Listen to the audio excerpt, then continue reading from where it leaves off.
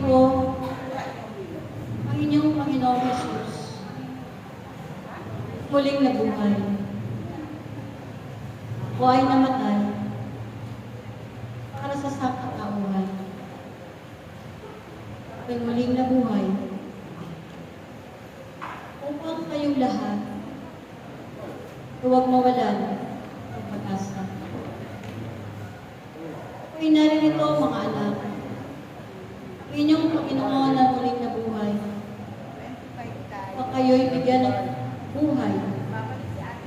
Isang buhay na ganap at kasiya-siya, mga anak. At ako'y naparito sa sanlibutan, hindi upang hatulan ang sanlibutan, hindi upang iligtas ang sangkatauhan. Ako'y nagagalak sa araw na ito. At napagtagumpayan ninyo ang araw na ito. Iyo ay nag-alay ng mga trupa sa harapan ng aking Ama. Yan ay isang tanda na tunay nga na kayo nga ay tunay na mga lingkod ng kataas-taasang Diyos.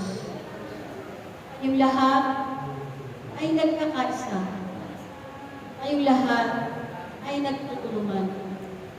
Kaya't ako'y nagpapasalamat sa inyong lahat, aking mga anak, sapagkat kayo'y nagtagumpay sa araw na ito.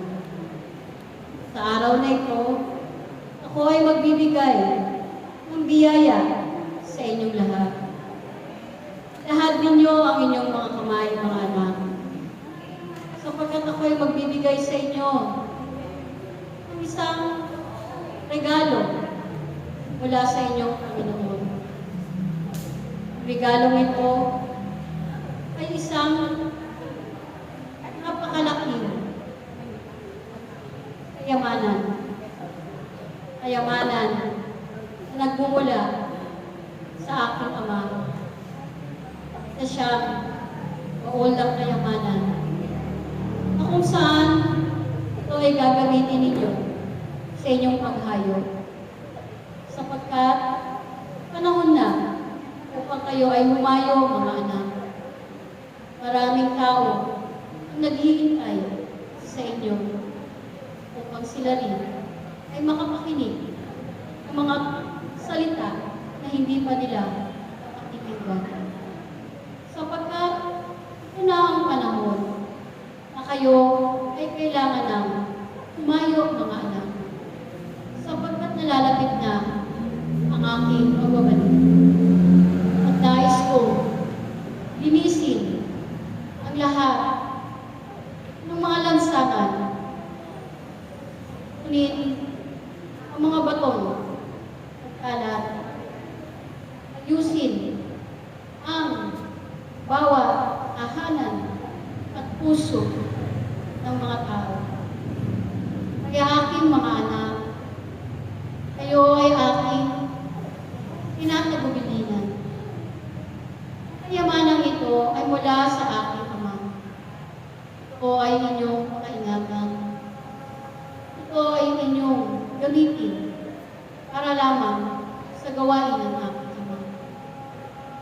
Kayong lahat ay aking tinatagubilinan na kayo ay magsipaghanda na sapagkat lalapit na ang inyong paglisan. Aking mga anak, kayo ay tutungo sa isang lugar na kung saan doon ay nakamba ang isang kaguluhan.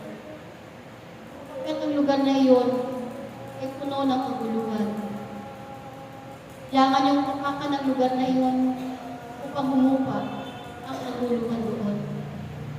Sapagkat ito ay magkakaroon ng malaking epekto sa inyong bansa. Kaya ito ay kailangan ninyong kumuhan agad-agad. Sa oras na inyong mapasakamay ang pagpapalang ito, mga anak, kayo agad ay kumilos sapagkat ito ay kailangan nyo ng kumuhan. Kaya aking mga anak, kayong lahat ay aking iniibig. Kayong lahat ay aking minamahal. Kayong lahat ay aking pagpapalain. 10 ng inyong mga mahal sa buhay. At kayo ay patuloy kong pagagalingin at palalakasin.